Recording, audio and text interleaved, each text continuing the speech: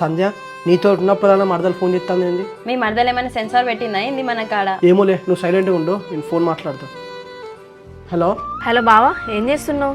ఏం లేదు అంకిత, ఇక్కడ మా ఫ్రెండ్ వాళ్ళ ఇంటికన్నా చదువుకుంటున్నా. అదే బావా, నేను ఇంటికి వచ్చిన అత్తమ్మని అడుగుతూ నువ్వు లైబ్రరీలో చదువుకుంటాను అన్నది. లైబ్రరీలో చదువుకుందాం అనుకున్నా కానీ అక్కడ ఇవ్వలేరు, సో అందుకే ఇక్కడ ఇంటి దగ్గర చదువుకుంటాను.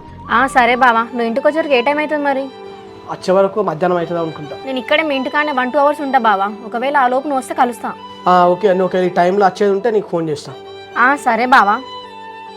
నీకు ఎన్నిసార్లు చెప్పాలి? మీ మరదలంటే ఇష్టం అంటావు, లవ్ అని అంటావు. లవ్ చేసిన వాళ్ళకి ఎవరైనా అబద్ధం చెప్తారా?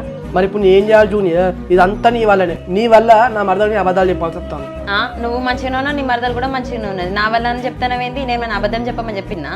ఏమోలే జూనియర్, ఇప్పుడు దానికోసం మన ఇద్దరం గొడవ పెట్టుకుందామా? దాని టాపిక్ ఆపి. నేను ఇంటికి వచ్చినా అని చెప్పేసి బావతో చెప్తున్నా కూడా బావ ఇంటికి రాలే, అయితే దాంతోనే ఉన్నట్టు ఇప్పుడు.